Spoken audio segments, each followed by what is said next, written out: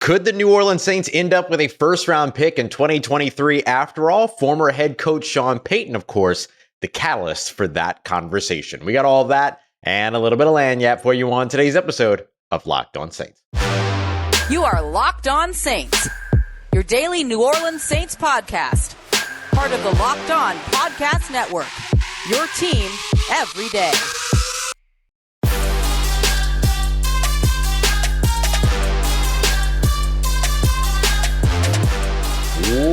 What is good, Who Dat Nation and Who Dat family? Welcome into another episode of Locked On Saints, your daily podcast covering your favorite team, the New Orleans Saints, part of Locked On Podcast Network, your team every day. Thanks so much, as always, making Locked On Saints your first listen of the day every day. Don't forget, we're free and available on all podcast apps and on YouTube as well. And I'm your host, Ross Jackson, at Ross Jackson Nola on Twitter, your New Orleans Saints expert, credential member of the media, CrescentCitySports.com, USA Today's Saints Wire, Tuesdays on Locked On NFL, and here with you every single Monday through Friday on Locked On Saints. And today's episode of Locked On Saints is brought to you by LinkedIn. LinkedIn Jobs helps you find the candidates you want to talk to faster.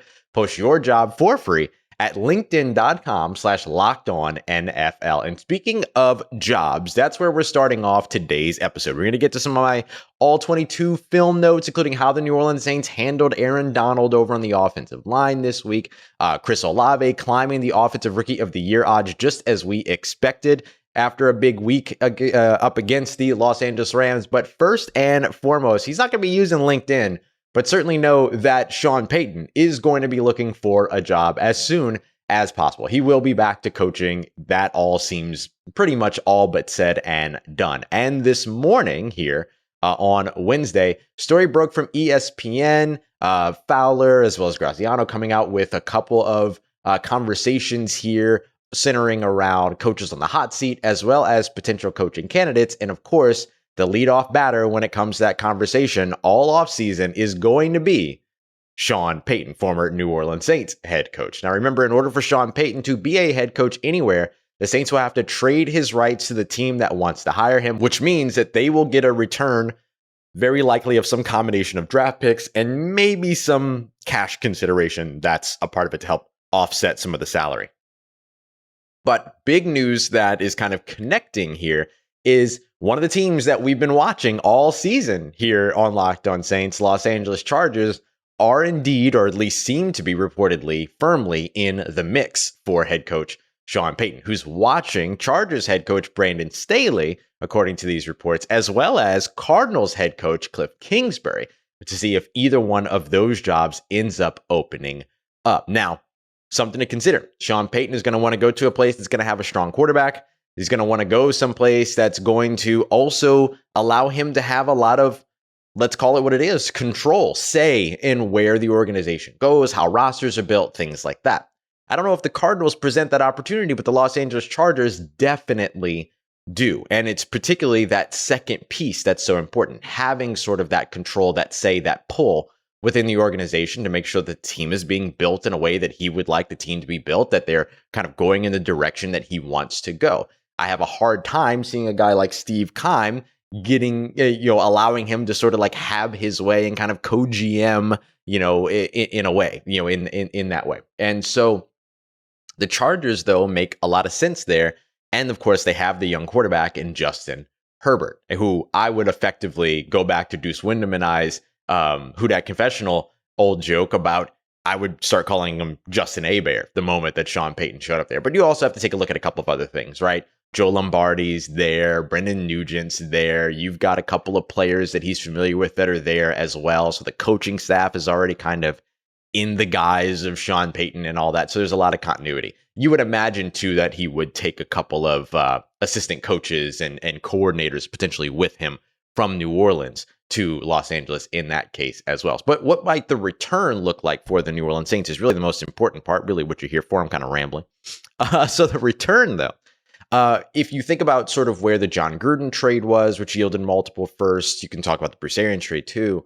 I don't know if you get multiple firsts if you have a mid-round first that's coming your way. And that could be the case with the Los Angeles Chargers, who might come up short of the playoffs at this rate, considering, and could be exactly what it is that gets Brandon Staley out of there and gets that coaching seat vacant for Sean Payton in the first place. So if you get a mid first round pick, then you're probably not going to get a pair of them. So you might get one first round pick from the Chargers, but then 2 seconds. So a first in 2023, a second in 2023, as well as a second in 2024. But if they make the playoffs and that goes towards the back end of the first round, then you could certainly see a first in 2023, a first in 2024, at least being the starting asking price from the Saints. Whether that's the price that's met or not would remain to be seen.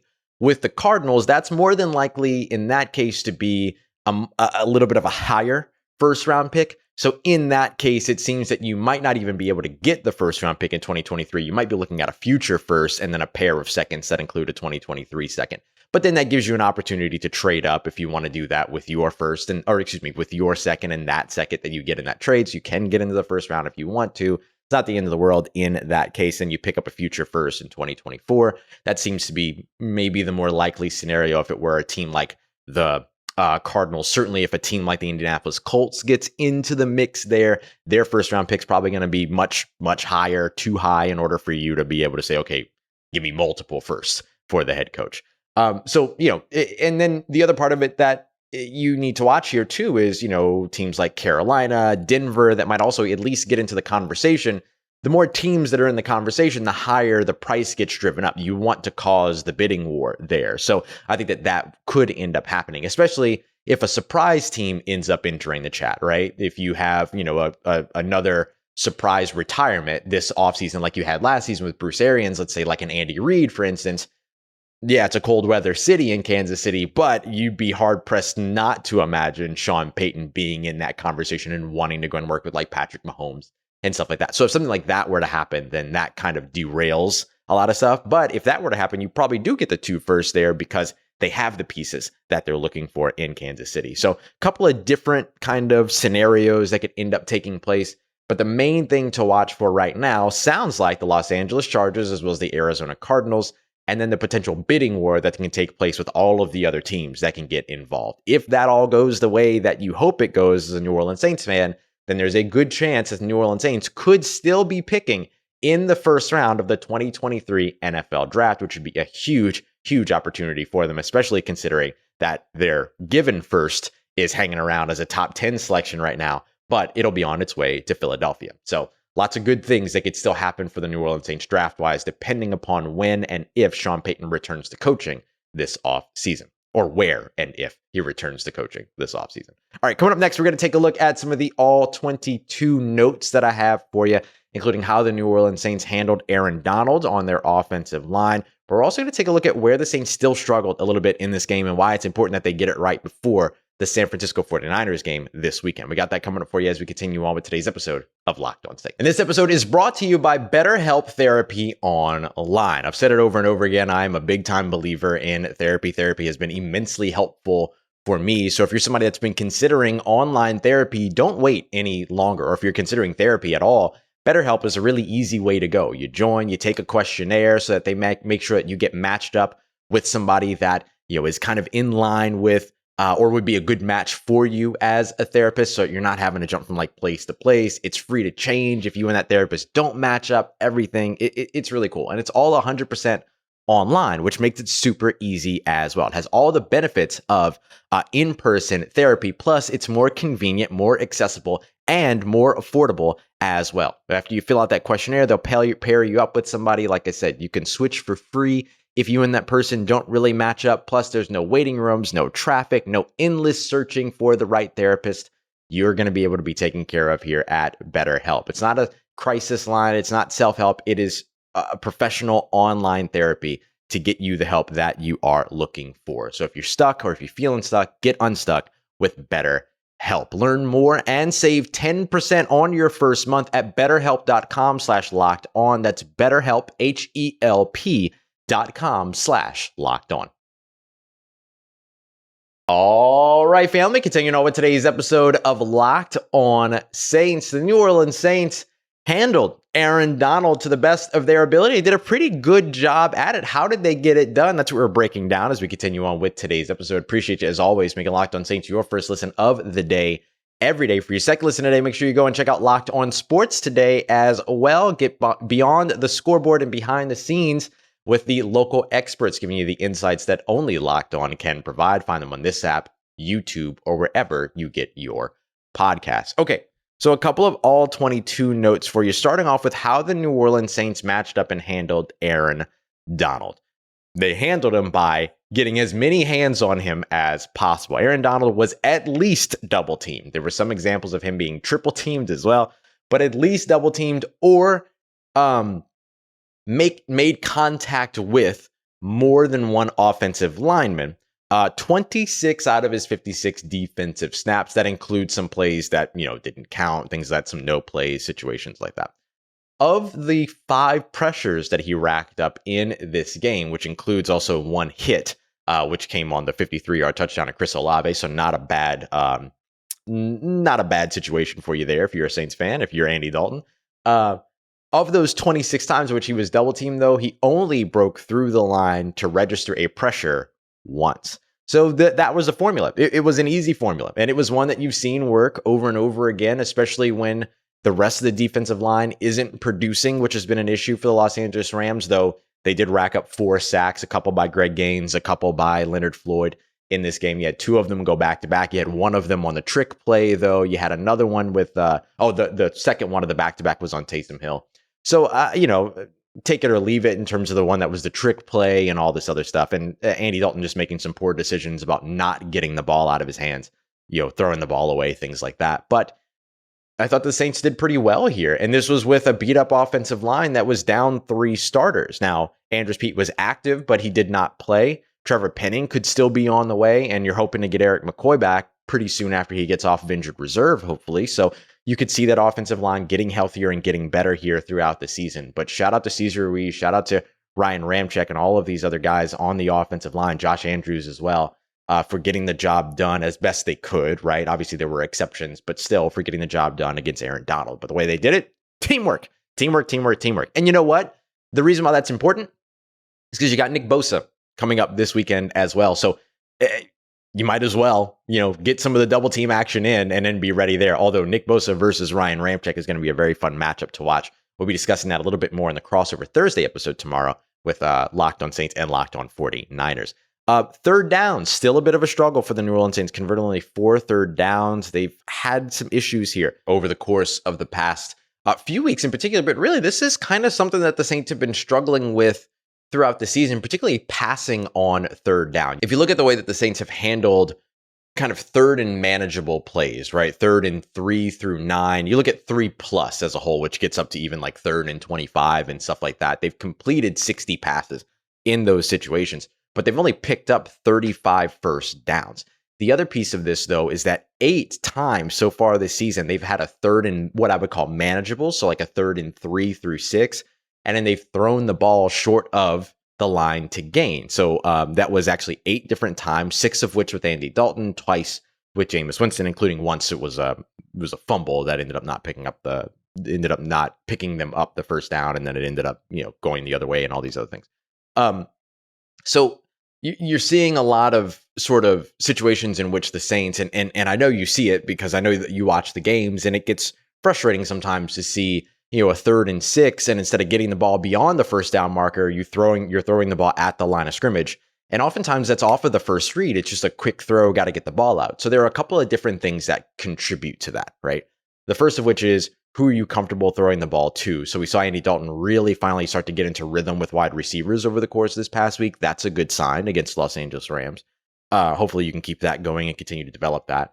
The other part of it, though, is just like internal clock. Not actually reacting to the pressure that's there or isn't there, reacting instead to the pressure that you're expecting. And so getting the ball out quickly and all, trying to get the ball to the perimeter. And then you're putting guys like Juwan Johnson, Adam Troutman oftentimes as well in these situations, as well as even Alvin Kamara just this past week, where they've got 2 hats on one. They're on the outside, catching the ball at the line of scrimmage, not really looking or letting anything develop away from the line of scrimmage, just kind of going to the immediately going to the bailout. And the bailout should be there. Like, don't mistake what I'm saying here, that the Saints should run everybody beyond the first down marker. That's just not conducive, right? Like, you have to have the bailout. The issue sometimes, though, is that the bailout becomes the default. And so we've seen that over and over and over again. That's definitely a place that you'd like to see the Saints kind of get a little bit better moving forward, or get a little bit more aggressive moving forward. Like if you're going to have this sort of, we're all in, calling everything on the play sheet, throwing the kitchen sink, all these other things. If you're going to have that kind of attitude, then this would match that, right? That aggressiveness on third downs, or that aggression on third downs. The reason why this is important, by the way, is, if you watch Monday Night Football, you saw the buzzsaw that the San Francisco 49ers could be, right? Brandon Ayuk, Deebo Samuel, George Kittle, Christian McCaffrey, Elijah Mitchell. Like, they have so many weapons over on the offensive side that you kind of want to play keep away in this game. You want to keep the ball out of their hands, meaning you're going to have to convert more third downs than you have over the course of the past few weeks. Now, this past week, the Saints picked up a lot of first downs, but doing it by extending drives on their own first downs or on second down. Also fine, right? Because you're still extending those drives, you're still keeping the ball moving, and you're still holding on to it and controlling time of possession. But third downs have the immediate consequence of either keeping your drive alive or giving that offense the ball back. So you want to get a little bit more aggressive on those third downs without getting too aggressive. Understand what I mean when I say that I don't mean you got to start taking shots downfield on third downs, but just, hey, if it's a 3rd and 6, try a 7-yard pass, see how it goes. The other piece here that I picked up when we were looking over sort of the all 22 notes is that Alvin Kamara didn't face a single stacked box in this game. Not a single one. And the reasons why? 2 big reasons. First of all, the Taysom Hill packages will have that effect, especially when you take Taysom Hill off the field, right? So when you have Taysom Hill on the field, they were throwing the ball, they were running the ball, they were running with him, they were running with Alvin Kamara. There was enough of a variety of what happened when Taysom Hill was at quarterback for those 16, 17 plays. However, that variety is helpful because that keeps the offense honest. It doesn't keeps the defense honest. It keeps them from saying, okay, Taysom Hill's in, they're going to run the ball. So then what that means is that when you go to Andy Dalton, that means that there's no kind of contribution or no kind of signal to what's going to happen when Andy Dalton is on the field the next play. Doesn't necessarily mean, oh, they just took Taysom Hill off, they're putting Andy Dalton back in, so they're probably going to throw the ball here. There's no telegraphing going on when you have sort of that mix and match. And so that ends up having an impact in terms of how those defenses deploy their weight, how those defenses deploy their personnel, and that makes things a little bit easier for Alvin Kamara as well. So that was great to see, and I think that's something that you'll continue to see potentially moving forward, because as they continue to keep Taysom Hill mixed in those packages, that ends up having an impact. The other thing is the way that they spread their offense out, the Saints did. So putting Taysom Hill in, having Juwan Johnson in, the issue for the defense is how do you match up with that? Do you put a safety on those guys? Do you put a linebacker on those guys? And if you go the safety route, that means you're lightening the box. Another reason why the box doesn't get stacked on any of Alvin Kamara's snaps here. And it also helps when you can take Alvin Kamara and move him outside and have him take snaps at wide receiver and get him the ball in space. We saw that a few times in this game. He picked up, 11, 12 yards on a quick little screen to the outside, things like that. They had another one to where they lined the Saints up kind of in a fan position, 3 receivers on the outside with Alvin Kamara on the inside, which kind of signaled that it might be a screen there. Put Taysom Hill in at quarterback. He runs the opposite direction. So it keeps the box from getting stacked when you can have Alvin Kamara do all of that as well. So it keeps the defense honest. And that's something that I think you're going to want to also continue to see moving forward here throughout the rest of the season. All right, family, coming up next, we said it might happen, and it has. Chris Olave climbing the rankings when it comes to Offensive Rookie of the Year odds for this season. We're going to break down his performance here as we continue on and wrap up today's episode of Locked On Saints. Today's episode is brought to you by LinkedIn. Told you all a little bit about them earlier. Let me tell you a little bit more. If you're looking for a job, LinkedIn is a place that folks always go. So if you're looking to hire also for your job, or you have a job that you need to get filled, you're hiring for your company, LinkedIn's a great place to go for you there as well. All you have to do is post the job up, which I'll tell you how to do for free over at LinkedIn Jobs. Then you can put up the purple hashtag hiring frame on your profile's photo so that you can spread the word that you are hiring. And they're also going to give you a bunch of handy tools that you can use as well, like screening questions to make sure that you can focus on the candidates who have the requisite experience and the right skills that you're looking for, make sure they're going to be a good fit in your culture, all of that. So you can quickly prioritize the folks that you would like to interview and eventually hire. It's one of the reasons why small businesses voted LinkedIn Jobs #1 in delivering quality hires versus leading candidates. So you want to check them out. LinkedIn Jobs is going to help you find those qualified candidates that you're looking for and that you want to talk to faster. You can post your job for free at linkedin.com/lockedonnfl. That's linkedin.com/lockedonnfl to post your job for free. Terms and conditions apply. Let's get it, Who Dat Nation, wrapping up today's episode of Locked On Saints, taking a look at Chris Olave. We've been mentioning and kind of tracking his Offensive Rookie of the Year odds so far.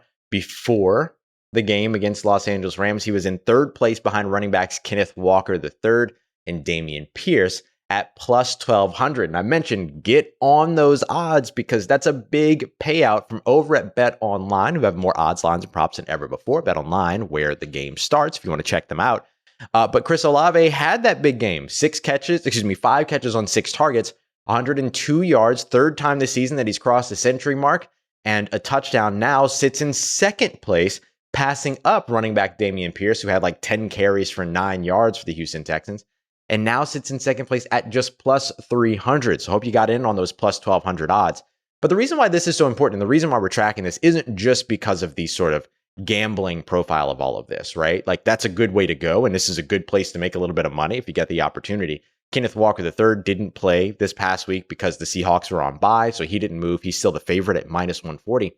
But the other piece of this is just by sort of helping folks understand that, like, that trade that the Saints made, or the series of trade that the Saints made to go and get Chris Olave, is proving to be, well, dare I say, worth it, right? Especially if what we were talking about earlier on in the show happens, where you still end up getting a first-round pick in 2023 after it's all said and done for Sean Payton. Then at that point, you're kind of nothing but net positive there. So that's one of the other reasons why we're looking at this. But you think about what it is that Chris Olave did so well in college. He was this field-stretching deep threat. And we've highlighted here on the show before that he does more than that for the New Orleans Saints. He can run every route. They utilize him in the intermediate area. He's got 25 receptions so far in the intermediate area. According to Next Gen Stats and Zebra Technologies, that's tied for first in the NFL, right alongside Jalen Waddle. That's also plus 5.3 completions or receptions over expected in that area of the field. So even the hardcore analytics were saying, yeah, he's not going to be doing much here. He's going to be doing much more beyond 20 yards. And he's doing great beyond 20 yards. He leads all rookies right now with reception yards on catches more than 20 yards. He's up there in terms of the conversation, in terms of intended air yards as well, average depth of target. I mean, he also leads the team right now with over 37% of their air yards this season. So he's getting a lot of attention in that area. Don't get me wrong, but it's not limited to that. He's got catches close to the line of scrimmage. He's got catches in that intermediate area. He's converting first downs without having to take a shot all the way downfield. His comeback game, his hitch game, his curl game is ridiculous. His ability to just get full speed, dip the hips, get low, and be able to make that break toward the inside before a DB even realizes he's stopping and finding that soft spot in the zone is what has made him so special so far this season. And that's one of the reasons why he has been one of the NFL's leaders when it comes to the intermediate area between 10 and 19 yards. So expect him to continue to climb here as opportunities aren't going to go anywhere. Now that Jarvis Landry looks fully healthy, now that there's sort of a little bit more of a mix in between Chris Olave and Rashid Shaheed, who has a lot of threat, who threatens a lot deep, that ends up opening more of that intermediate space, ends up drawing a lot of attention away from Chris Olave. And if the Saints continue their run-first focus, that ends up improving the passing game more and more and more along the way as well. Remember, you don't have to be an effective run game, right? You don't have to be running for 5 yards a clip in order for play action to work, in order for you to force defenses to play the run. You just have to commit to the run game. You look at the Saints last week, didn't even break 90 rushing yards, but ran the ball over 20 times. They bought into their run game. They continued to lead on it, and you can see where that ended up benefiting. I mean, look, Andy Dalton put together a game where he had over an 80% completion percentage, which we haven't really seen in New Orleans since that big win against the Colts a few years ago, like for Drew Brees. So, I just look at this and I look at Chris Olave, I look at the way that he's climbing these boards, and it just goes to show, man, it was all very much worth it. And we still haven't seen Trevor Penning yet, so we can't really talk about the entire draft as a whole until we see Trevor Penning. But all the moves that were specifically made to go and get Chris Olave, absolutely worth it. So if anybody tries to tell you that it wasn't worth it, you have all the dynamic ways to look at how great he's been so far this season to say, fam, he's 100% been there. All right, y'all, I appreciate you, as always, for joining us for another episode here on Locked On Saints, for making us your first listen of the day. Coming up tomorrow, going to be crossover Thursday, going to be joined by the fantastic duo, speaking of dynamics, the dynamic duo, over at Locked On 49ers, Brian Peacock, and of course, former NFL cornerback, Eric Crocker. So I'm going to ask him a couple of questions about Alontae Taylor, by the way. Gonna kind of pick his brain a little bit on that one, because he had a lot of great things to say about him when he visited, and we spoke about the draft earlier on this offseason. So we'll get into all of that, as well as preview this game where the Saints are 9.5-point underdogs on the road. Can they pull off the upset in week 12? We'll see. We'll certainly break down how they can do it here, though, as Locked On Saints continues to roll along throughout the week. Appreciate you, as always, once again, for making us your first listen. For your second listen, go and check out Locked On Sports today. Get the take of the day, the biggest stories, all the biggest news that you need around the world of sports in around 20 minutes or so. And of course, you're going to be able to find that on the Odyssey app, YouTube, or wherever you get your podcast. Appreciate you, as always, for making us a part of your day, part of your routine. If you see me, say hi. Thanks, as always, for saying yes to me and the show. And if you need anything else in between these episodes on your New Orleans Saints, make sure you follow me on Twitter at Ross Jackson, NOLA. Hit me up. Let me know how the family's doing. Let me know how you're living. Let me know how your mom and them. And trust Who Dat Nation. I'll holla at you.